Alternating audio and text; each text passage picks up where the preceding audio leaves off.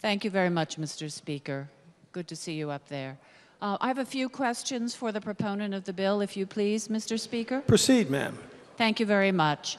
Through you, Mr. Speaker, what percentage of the funding Connecticut currently receives for preschool comes from the federal government? Through you, Mr. Speaker. Representative Fleshman. Through you, Mr. Speaker, I don't know. We receive considerable funding through the Head Start program. There's also funding that comes through some other categorical grants that gets directed to preschool, but I don't know what portion of the overall preschool pie that represents. Through you, Mr. Speaker. Representative Cheeseman. Through you, Mr. Speaker. If you can't tell us the amount, could you tell us approximately how many children benefit from the federal funding for preschool programs? Through you, Mr. Speaker. Representative Fleshman. Through you, Mr. Speaker, I know that there are thousands of children enrolled today in the Head Start programs around Connecticut, but the precise numbers I have at my fingertips. Through you. Representative Cheeseman. Through you, Mr. Speaker. I believe the good proponent of the bill stated that there were some 8,000 to 10,000 children it was believed were not able to access or were not currently enrolled in preschool. Can he say whether or not this absence from preschool results from inability to afford preschool or parental choice? Through you, Mr. Speaker. Representative Fleshman.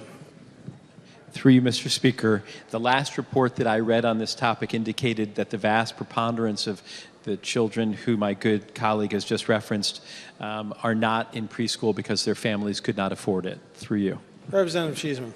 Through you, Mr. Speaker, what efforts does Connecticut make currently to inform parents of the availability of, say, programs like Head Start? Through you, Mr. Speaker. Representative Fleshman. Through you, Mr. Speaker, both federally funded and state-funded Head Start programs and state-funded school readiness programs do outreach in communities to make families aware of early childhood education opportunities. Through you. Representative Cheeseman.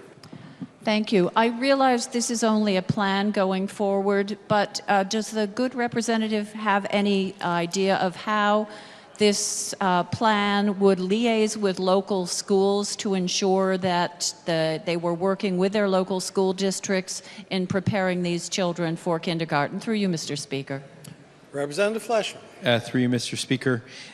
First, I'd observe that there are already those kind of discussions that happen today to make sure that children are ready for kindergarten. And in fact, there is a kindergarten assessment that is given right at the outset of kindergarten as well as at the conclusion in order to ascertain what children knew when they came in through the school door in the beginning of the year and what they know when they leave. Under the bill before us, the Department of Education, the Department of Early Childhood would continue to work with districts to try and make sure that we had the best possible articulation between preschool and kindergarten. Through you, Mr. Speaker. Representative Cheeseman. Thank you very much. Through you, Mr. Speaker. I realize the purpose of this plan is to prepare children better for preschool. What will we be looking at to see if, in fact, this universal preschool results in the desired outcome? I'm looking at a study that the Department of Health and Human Services conducted in 2012 of the Head Start program and found that, unlike earlier studies, there was no long-term benefit to the children in terms of academic achievement.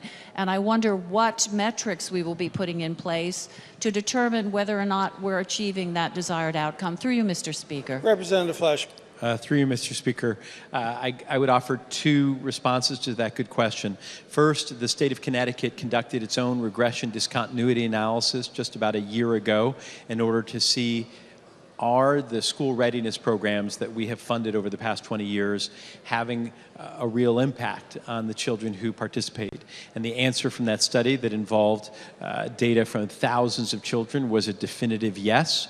It was evident in their literacy and their social skills and, to some extent, in their numeracy that the children who had attended school readiness benefited in the subsequent years of their education, and that redounded on through life.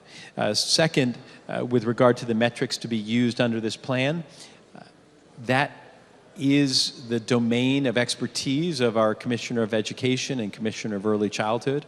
I would hope and expect that the plan that they put forward would not only include the measures they would take to move us to universal access to preschool, but also the measures we'd put in place to ensure that all such preschool was high quality and was improving children's social skills, emotional skills, reading skills, mathematical skills, et cetera. Through you, Mr. Speaker. Representative Cheeseman. Thank you very much, Mr. Speaker. I want to thank the proponent of the bill for his answers to my questions. I do have a few comments to make. I appreciate the intent of this bill. I realize that there is nothing more valuable to us as a society than our children and equipping them to succeed in the world ahead. I share Representative Dunsby's concerns about the cost of this to the municipalities. In my neighboring district, my good friend Representative McCarty has seen a friendship school, which was a joint cooperative effort between New London and Waterford.